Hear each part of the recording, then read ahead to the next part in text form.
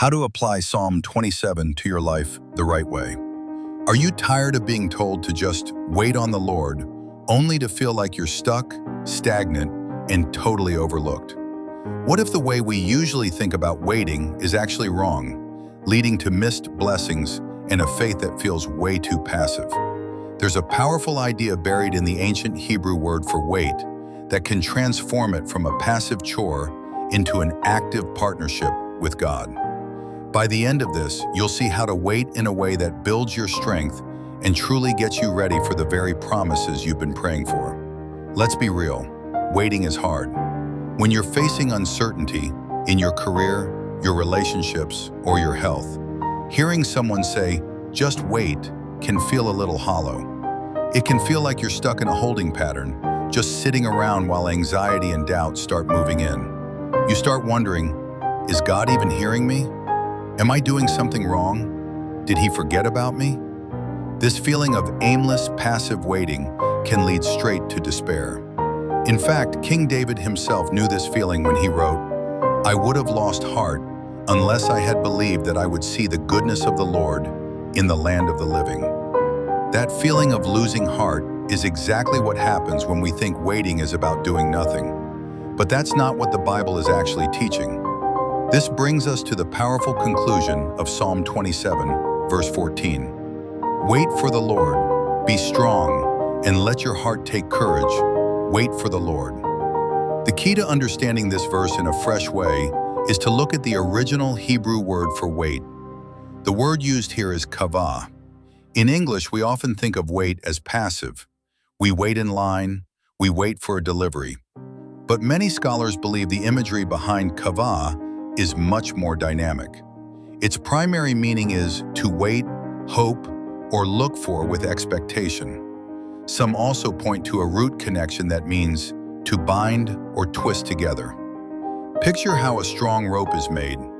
Individual threads are weak and easily snapped, but when they are twisted and bound together, they become a strong, resilient, and unbreakable cord.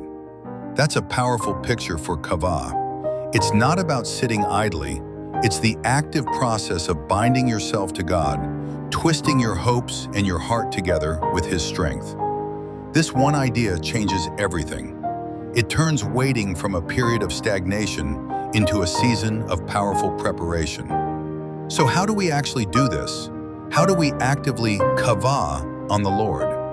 Psalm 27 gives us a pretty clear blueprint. Right in the middle of his crisis, David's number one priority wasn't the solution, it was God himself. He says, "One thing I ask from the Lord, this only do I seek, that I may dwell in the house of the Lord all the days of my life, to gaze on the beauty of the Lord and to seek Him in His temple." Before you make your next move or demand an answer, actively bind yourself to Him through worship, prayer, and spending time in His Word.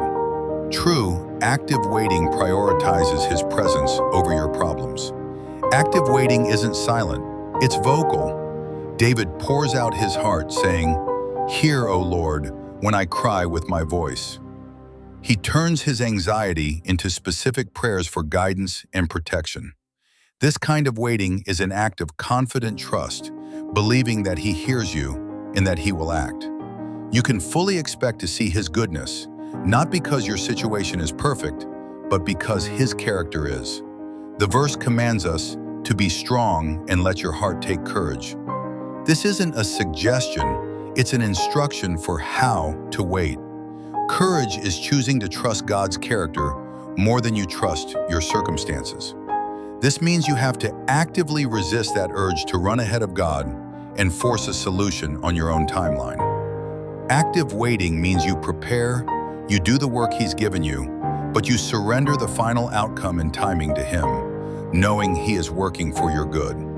This really changes how we see our seasons of uncertainty, doesn't it? What area of your life are you actively waiting on God for right now? Let me know in the comments below so we can encourage each other. And if this message brought you some clarity, consider subscribing and sharing it with someone else who needs to hear it. Waiting on the Lord is not a passive state of helplessness. It is the active, powerful process of becoming intertwined with the source of all strength. It's a time when your faith, even if it feels like a single thread, is being twisted together with God's unchanging faithfulness to make you strong and resilient. Waiting done right doesn't deplete you, it actually renews your strength. You are not stagnant. You are not stuck. You are in a season of divine preparation. By actively seeking His presence, praying with expectation, and choosing courage, you become a partner in His plan and learn to wait in a way that truly strengthens your heart.